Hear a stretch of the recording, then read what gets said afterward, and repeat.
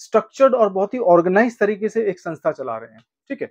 तो एक सच्चा गुरु जो होगा, उसे किसी अनुयायी से कोई लेना-देना नहीं है। एक ऐसा गुरु जिसको अवेकनिंग का एक्सपीरियंस है, एक ऐसा गुरु जिसको जिसको अनुभूति हुई है, ठीक है? किसी के जीवन में बदलाव लाने से ज़्यादा ज़रूरी है कि ये मेरा अनुयायी कैसे बनेगा भैया? ये मेरा फॉलोवर कैसे बनेगा? तो ये ज़्यादा इम्पोर्टेंट है। हर महादेव, जय बजरंगबली। भई कपड़े से लेके, रिश्तों से लेके, ठीक है? गाड़ियों से लेके, मोबाइल से लेके, जॉब से लेके, हर चीज़ के अंदर ऑप्शंस हैं। और समाज के अंदर कुछ चीज़ें ऐसी हैं जिसको हम सोचते थे कि शायद इनके अंदर ऑप्शन नहीं होगी, लेकिन उसके अंदर भी ऑप्शन आ चुकी हैं और हम बात कर रहे हैं हमारे धर्म की, हमारे अध्यात्म की और हमारे अंदर मनुष्य चेतना के अंदर जो क्रांतिकारी लाने की जिसकी ज़िम्मेदारी होती है ना क्रांति लाने की, हम उस ऐसे गुरु की बात कर रहे हैं। आज के समय में अगर बात करें ऑप्शंस की और वैराइटीज़ की और ऊँच-नीच बहुत सारी जो मतलब चॉइसेस में जो होती हैं, ठीक है? जो आपको विकल्प मिलते हैं अलग-अलग बहुत सारे चुनने के लिए कि इस पे जाना चाहिए, वो करना चाहिए, इसमें से ये चूज़ कर लूँ क्योंकि ये मुझे अच्छा लगता है, ठीक है? तो ये जो ऑप्शंस हैं, ये जो अवेलेबिलिटीज़ हैं, ये जो वेरिएशंस हैं, ये सब जगह मिलती हैं आपको। और आध्यात्मिक ज्ञान देने वाले गुरुओं के बारे में अगर बात की जाए तो वो भी इससे परे नहीं है। ये जो चलन था आध्यात्मिक गुरु कहलाने का ये कुछ ज़्यादा बढ़ गया है, ठीक है? आपको धार्मिक गुरु मिलेंगे, आपको आध्यात्मिक गुरु मिलेंगे, आपको योगा करवाने वाले गुरु मिलेंगे और आपको बिज़नेस गुरु मिलेंगे, आपको पर्सनल गुरु मिलेंगे जो आपको आप ही के हिसाब से, आपकी जीवन शैली के हिसाब से कस्टमाइज़ करके आपको शायद सुधारने की कोशिश करते हैं, शायद जीवन के बारे में समझाने की कोशिश करते हैं, ठीक है? तो आपको हर चीज़ में वैराइटीज़ मिलती है। तो गुरुओं का जो जो गुरुओं की जो उपाधि हुआ करती थी, जो पद्धति हुआ करती थी, वो भी बेचारी इससे अब नहीं बची है, ठीक है?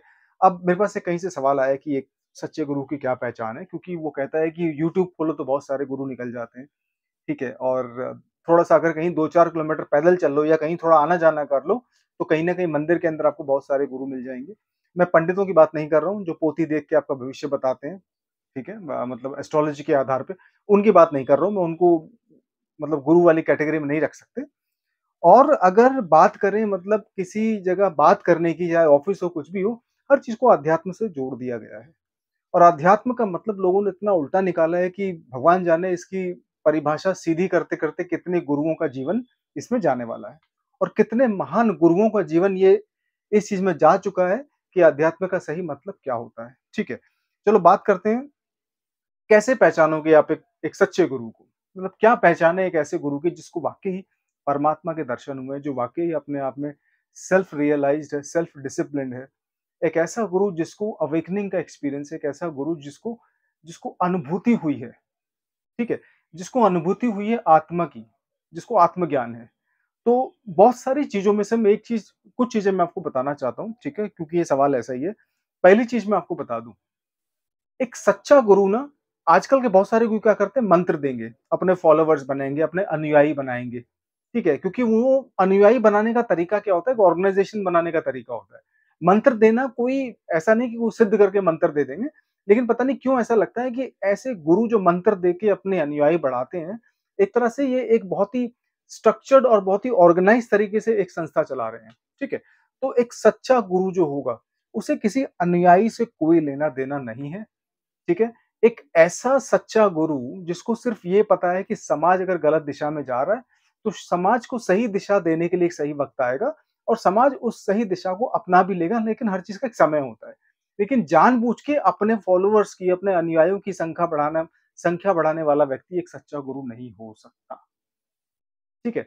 क्योंकि ये जो गुरु मंत्र देना और फिर उसके बाद हर हफ्ते उनको बुलाना और फिर उस भीड़ को कहीं न कहीं इन्फ्लुएंस करने की कोशिश करना, अपने मतलब उल्टी-सीधी हरकतें करना, ये एक सच्चे गुरु के लक्षण बिल्कुल भी नहीं है, ठीक है?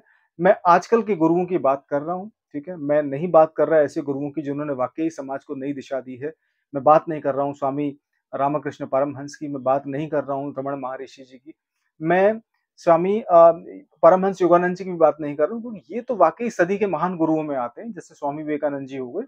लेकिन आजकल के गुरुओं की बात करी जाए तो इनके लिए किसी के जीवन में बदलाव लाने से ज़्यादा ज़रूरी है कि ये मेरा अनुयायी कैसे बनेगा भैया? ये मेरा फॉलोवर कैसे बनेगा? तो ये ज़्यादा इम्पोर्टेंट है।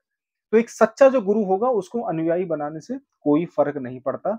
उसके पास कितने शिष्य हैं, कोई महिला है, कोई पुरुष है, कोई बच्चा है, किसी का बैकग्राउंड कैसा है, इससे एक सच्चे गुरु को कोई फ़र्क नहीं पड़ता।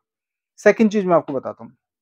सेकंड चीज़ एक सच्चे गुरु की जो होगी वो ये होगी कि वो आपको कभी भी मोह माया से दूर भागने के लिए नहीं कहेगा।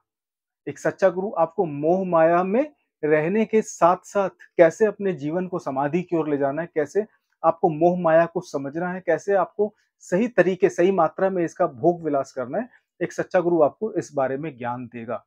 एक सच्चा गुरु आपको कभी नहीं बोलेगा कि अगर आप महीने का 50,000 कमाते हो तो ₹5,000 डोनेशन में दे दो, ठीक है?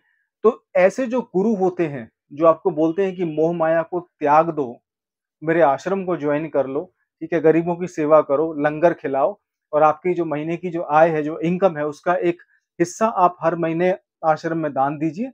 ऐसे सच्चे गुरु को जो होते हैं, उनको इन डोनेशंस वगैरह से कोई लेना-देना नहीं होता।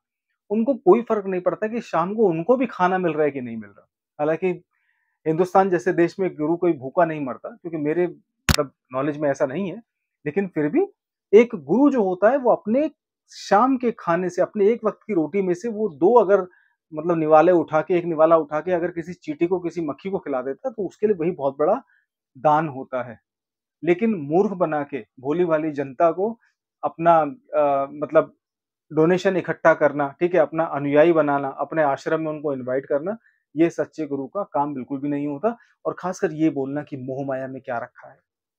ये जो लाइन होती है ना, मोह-माया में क्या रखा है, गुरु जो लोग बोलते हैं, सबसे ज़्यादा वही मोह-माया में घुसे होते हैं। तो इस बात को बड़ी सावधानी से आप लोग मतलब समझने की कोशिश करें कि सच्चा गुरु कभी भी ये चीज़ें नहीं बताता, बिल्कुल भी नहीं बताता।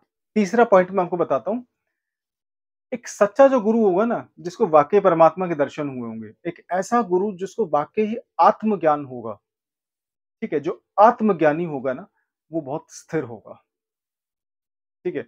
और वो अपने भक्तों को भी और अपने शिष्यों को भी, और चाहे कोई भी व्यक्ति उसके पास ज्ञान हासिल करने के लिए आए, वो सबसे पहले उसको मुक्ति से आज़ाद करेगा, पहले उसको मुक्ति दिलाने की कोशिश करेगा। ठीक है? तो इसमें होगा क्या कि सबसे ज़्यादा इम्पोर्टेंट चीज़ जो होगी ना, वो अपने भक्तों को कभी बाँधने की कोशिश नहीं करेगा, अपने शिष्यों को कभी बाँधने की कोशिश नहीं करेगा। वो अपने भक्तों को, अपने फॉलोवर्स को या अपने मानने वालों को, वो हमेशा आध्यात्मिक तौर पे, शारीरिक तौर पे, भावनात्मक तौर पे, उनको हमेशा स्वतंत्र करने की कोशिश करेगा। वो आपको पूरी आज़ादी देगा। जहाँ दिल करता है जाओ, जिससे बात करनी है करो, जिस गुरु से आपको शिक्षा हासिल करनी है करो, लेकिन परमात्मा की भक्ति मत छोड़ना, ये एक सच्चा गुरु ही बता सकता है। सच्चे गुरु को कौन कितने फॉलो कर रहे हैं इससे कोई फ़र्क नहीं पड़ता। तो ये जो 3 पॉइंट मैंने बताए हैं, ये बहुत इम्पोर्टेंट पॉइंट है, एक गुरु की पहचान करने के लिए। और इसी चीज़ को फॉलो करके आप कम से कम एक अच्छा गुरु खोज कर सकते हैं कि आप अच्छे गुरु की क्या पहचान होती है। आप अच्छे गुरु के बारे में कुछ और गुण की बातें या और उनके जो तरीके होते हैं जीवन जीने के, उनकी जो जीवन शैली होती है, और ज्ञान हासिल कर सकते हैं इस बारे में। बहुत सारे ग्रंथ हैं, किताबें हैं, बहुत सारी चीज़ें अब आपको इंटरनेट पे मिल जाएँगी। लेकिन सच्चे गुरु को पहचानना बहुत ज़रूरी है। किसी गलत पाखंडी या किसी दिखावटी गुरु को अगर आप अपना गुरु बना लोगे, तो फिर आपका अनुभव बहुत बुरा होगा और उस अनुभव की वजह से आपको दूसरे सच्चे गुरु की तलाश नहीं हो पाएगी। तो इस चीज़ को समझने की कोशिश करें और अपने जीवन के अंदर सच्चे गुरु की तलाश करें। हर हर महादेव, जय बजरंगबली।